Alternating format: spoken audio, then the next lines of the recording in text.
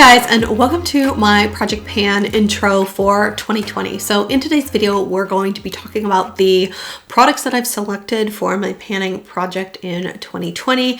We'll be doing close-up shots to kind of capture where these products are starting. But before we get into the products, I did want to kind of share a couple of things around this project and how I have structured it. A couple of key learnings from last year was I had started to weigh certain products when I felt like I couldn't see inside the container. I actually made the decision to weigh those last year, and I was just using a digital kitchen scale designed for like measuring flour for baking and things like that. About halfway through the year, I realized I wished I had actually weighed everything, regardless of whether or not I could see inside the product or not, or I could roll up a lipstick and see how much was left. Like, I wished that I had actually weighed all of them, because there's something very satisfying about seeing that you've used up like a 1/4 ounce or something like that. So one of the things I've done is I've actually have a more detailed digital scale that actually goes out to the 100th decimal point. My kitchen scale just went to the 10th decimal point. And so I have weighed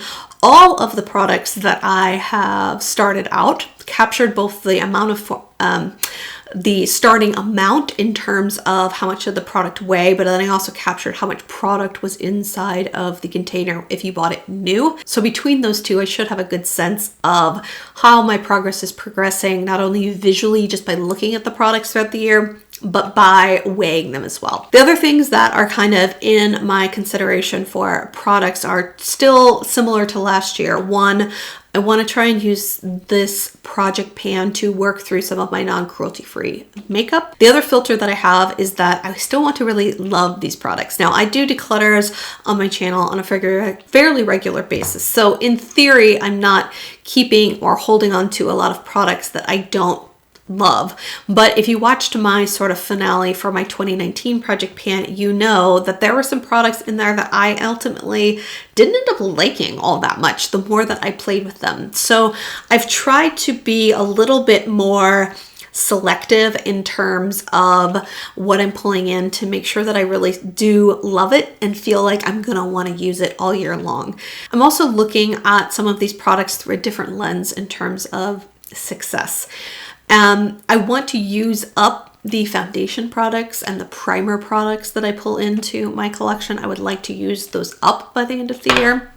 In terms of my powder products, so like a powder bronzer or a powder, I'd like to hit pan on those. I don't think I'm going to use them up, especially because I've been using less and less powder products in general. And then in terms of lip products, because I have selected some, I want to use them halfway. I feel like my goal for the last 2 years of Project Pans has been to use them up, and then I would realize maybe like a third of the way through the year or halfway through the year that there was no blazing way in heck I was going to finish those up. And then it was kind of like a demotivator. Like, I would still use them, but I already knew I was going to fail on that goal. And so I was just like, I don't know, like it's something in my brain was making me think differently about those products when I realized there was no way in heck I was going to hit my goal. So I decided to make my goal for my lip products to use them up halfway. In terms of the project itself, I'm going to do 20 and 2020. I like this whole symmetry thing of picking products to go along with the year. By the time we get to 2025 and I'm having to pull 25 products, I don't know how realistic this is going to be. But I did do what I had done last year, which was roll over a few products. And so technically I have 24 products pulled into my drawers for this year. So let's start with those four first. One is this Rimmel primer. Super close to using this up. I have a hard time even squeezing product out of here, so I'm gonna guess 2 or 3 more uses and this will be done. I also rolled over the brow product I had pulled, and as you can see, there is like next to nothing left on this brow product. So I have no doubt in my mind that this will be used up as well. I have also rolled over this Marc Jacobs lip gloss. There is like next to nothing in here. So I would like to kind of use this up and get it into an empties. And then I've also rolled over a Laneige concealer, because if the window is any indication, rather, there's almost no product left in here. So I felt like if I counted those 4 products inside of my 20, it would have been a cheat. So let's just keep them going, keep them in these project pan drawers, but work through them. I am trying to do almost a full face of makeup inside of these containers, skipping some key areas that I know I go through without any issues, like mascaras, for example. I, like last year and the year before that, have not included any eyeshadow palettes. I don't really have a whole lot of motivation to pan eyeshadow palettes. I really do love eye products. I like changing up my eye products. But what is in here that is not, hasn't been in my project pans in the past is a setting spray. So this is the MAC Prep and Prime Fix Plus. I am about halfway through this bottle. I do have a coconut scented bottle in my drawers. And so when I was thinking about non-cruelty free makeup that I wanted to use up this year, and I started looking through my drawers to kind of see where are those pockets of non-cruelty free makeup that I really want to get through. Realizing that I had sort of 2 bottles of Fix Plus made me pull one of these in. I'm putting both the weight of the product in terms of it has 3.4 fluid ounces and then its initial weight, which in this case was 3.79. In terms of primers, outside of that Rimmel one, I'm kind of pulling 2 MAC ones because I needed to use up some MAC products that are in my collection. So one is the Strobe cream. This is in the shade Pinklite. This is a cream that is definitely quite glowy and will give me a very luminous base. It is mildly hydrating, but it's more about the glow that it imparts than anything else. I don't know how much I am starting with in here. I have used this, but I don't necessarily feel like I've used a ton of it. It does have 1.7 fluid ounces to if you bought it new, and that's a lot of product. So I'll be curious to see kind of how much I go through. So what's that first weight versus second weight in my first check-in? Because the other thing I've pulled in is from MAC, and it also has 1.7 ounces if you bought it new. And this is their Prep and Prime Natural Radiant Base. This is one that has less of a sort of pearly pigment to it and more of a glow from just being a really nice gel moisturizer. Sinks in really well to the skin. So the hydration factor I feel like I'm getting with this is more about moisturization, whereas the Strobe cream is more about glow, and I may actually even mix these together. Now, this is a cruelty-free brand, but I pulled this in for a few reasons. One, I think I want to make this more front and center in my makeup collection. And by keeping it in these sort of use up drawers, it's in front of me all year long. This is a pricey product and I am using it, but I haven't used a ton of this. And so I would like to see the bottom of this by the end of the year. And this is one, because it's more about providing a barrier between your makeup and your skin, and it's less about being glowy or hydrating or anything like that. I would say it's lightly smoothing. I could see myself using these 2 together, or potentially using these 2 together, or on days where I was using a more like radiant, luminous, hydrating foundation to begin with, I could see myself using this. So for me, I would like to get the value out of this product, and I feel like I'm just not right now. So that is another primer that I'm pulling in for this year. All right, so now let's talk about the foundation products that I have pulled in. I have 4 foundations I've selected inside of those 20 products. 2 are rollovers and 2 are new. So let's talk about the rollovers first. One is from Missha. This is that Perfect Cover BB cream. I'm gonna guess I still have probably about 1/3 of an ounce in here, maybe even like 0.4 in here, because although I've used up this top section, there's still a decent amount of foundation down in this bottom section, and I would really like to use this up, but I don't feel like this is one where, like, without any effort at all, I can just get through this brow pencil. Like, this will still take me a little bit of work to get through. There's enough in here. And then the other one from last year that I said I was rolling over was my Lancome Teint Stick Foundation. I still have, I mean, it's a decent amount. I would say I probably have 25 to 30% of the stick left. I made great progress on it. It is my go-to sort of when I'm doing a carry-on bag and I can't have any liquids or gels with me, this has been the foundation I've packed every single time. And then in terms of the two new foundations I'm tossing in, they're both from Missha. So I loved Missha. I bought a lot of Missha products, and then as I went cruelty-free, I had this like sad realization that Missha sells directly into China, has for a long time. One product that I'm pulling in is their Magic Cushion. I do like this one. It's a little bit more of a natural finish. It's a little thinner, whereas the BB cream is a little bit like richer and more hydrating and like a little more smoothing. This one's more like a thinner coverage and natural finish foundation. There's not a ton of product in this guy. I think when I looked at this, there was, yeah, like half an ounce is basically what's inside of the cushion. So I am going to be kind of tracking the progress on here, but I had no issues finishing up a cushion foundation last year, and I kind of feel like it's going to be the same thing here. The one that I'm a little bit more ambitious about, this is another Missha product. This is their signature Real Complete BB cream. This one is a little bit more hydrating than even this Missha product, and considering my skin has been feeling, especially my chin, drier and drier, I'm kind of looking forward to making this a focus. This has not gotten a ton of use, in all honesty, and because it's kind of this plastic container, it's going to be hard for me to see and the way that I can in this one how I'm using it up, so I will be relying on weights a lot for this guy. All right, in terms of concealers, we obviously have the Laneige one that's rolling over from last year, not counting towards one of the 20. I picked one other one. I went through my collection of concealers and I realized I didn't have any other non-cruelty free ones left in my collection. So I did pull one that I think is getting a little older, and because it has some natural oils in it, runs the biggest risk of going off if I don't try and work through it. And so that is my Glossier. This is their stretch concealer. I'm in the shade Light Clair, which I think they have a whole new way of naming things. So I was shade 10. I don't think I am anymore. This one has a nice sort of gloss to it. I use this on days when I don't want to even use foundation.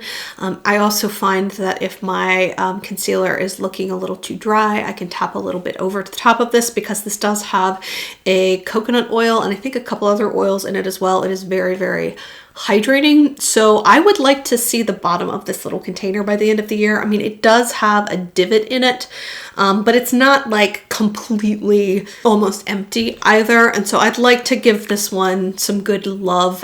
In terms of powder, I have pulled one, and it's the rollover from last year, and like I mentioned in that wrap-up video, I just haven't been wearing a lot of powder lately. This is the MAC Mineralize Skinfinish Light. I got nowhere near hitting pan on it last year, and so I just want to go ahead and include it in the project for this year. All right, so now we get into face products, blush, bronzer, highlighter, and I did what I did last year, which I actually kind of liked. I pulled a cream and then a powder version in all three of those products. So let's talk about the creams first. In terms of bronzer and blush, I actually didn't have any non-cruelty free ones inside of my collection. So I went ahead and pulled some where I just thought, I want to get some good use out of these, and I feel like they're going to be nicely universal, especially in terms of the blush color. So I ended up pulling my Charlotte Tilbury Hollywood Contour Wand. Although this is a contour, I use this very much like a bronzer. It's actually a really nice tone, blends out really easily, and like I said, I just find that this ends up looking like a very nice wash of sort of a bronzy color on me. And then in terms of blush, I went ahead and pulled a Glossier Cloud Paint in the shade Dusk. I pulled a more neutral shade because I wanted to be able to wear this with a lot of different looks, and when I looked at my collection, I thought, you know what, this is probably one of my earliest cream or liquid blush purchases, so let's go ahead and do this sort of first in, first out rule, and then let's pick a shade that I think could be pretty universal with a lot of different looks. So that is my cream blush pick. And then in terms of highlighter, I really had, I think, just the one that I found that wasn't cruelty free, and it'll be interesting to see how I feel about this by the end of the year, because it is a similar product to the Almay one that I ended up not loving as much the more I used it. So I'm kind of curious because this is one I've always said that I really, really liked. This is the Maybelline Master Strobing Stick. This is in the shade Light Clair. It's sort of a pinky pearl shade. I do feel like this one is a little creamier and a little more pearly pigmented than the Almay one. This one doesn't appear to have a ton of product, but we're also talking about highlight that just goes in key areas. So I will have to experiment with ways to use this up. I may try this even on my eyes as eyeshadow or inner corner brightening from day to day. Just experiment with ways that I think I could use this up. In terms of powder, blush, bronzer, highlight, three things. I don't have a lot of bronzers that are not cruelty free anymore, but one that I kind of in years past resisted the urge of adding in just because I loved it so much and I will be super sad when it goes. But it's this one. It's from L'Oreal. It is the Glam Bronze. I'm in the lightest shade. It is such a nice, cool undertone. It's definitely the coolest undertone of any of the bronzers that I have. It also has this lovely, glowy satin texture. It's a very soft formula. It's not super hard pressed into the pan. So my goal for all three of these products is to see some pan by the end of the year. I have definitely worn off the pattern in the beginning or in the middle of this one to some degree, and I will probably concentrate my brush in the middle of this. In terms of blush, I do have some in my collection that are not cruelty free, some from Clinique, but I ended up going ahead and pulling a sort of neutral shade from NARS. This is the shade Misconduct. It was a limited edition blush anyway. It's kind of got this like mauve-y neutral pink undertone that is really pretty. It'll be interesting to see how I can wear through a pan like this just because it is pressed so heavily in there. So that is my powder blush. And then for powder highlight, I pulled this little one from Lorac. I did pull one that had sort of a light champagne, almost goldish champagne undertone to it because I felt like since I had pulled that pinky toned one for my cream one, I thought it might be nice to have more of a sort of white gold champagne color in there. And then I could potentially top the pinky toned one and make even more of a neutral blush by putting a little bit of this over top of that icier, pinkier highlight. All right, so my final four products for my project pan in 2020 are lip products. And I mentioned at the beginning of the video, my goal for lip products is to use them halfway up. This one's a bit of an exception because this is a rollover from last year. This is the Neutrogena Hydra Boost in Berry Brown. I felt like I had used up about half of this product last year, so I would like to see me use this up this year. And so we'll see how that one goes. And then in terms of my other three products, I have pulled sort of a gloss lipstick hybrid.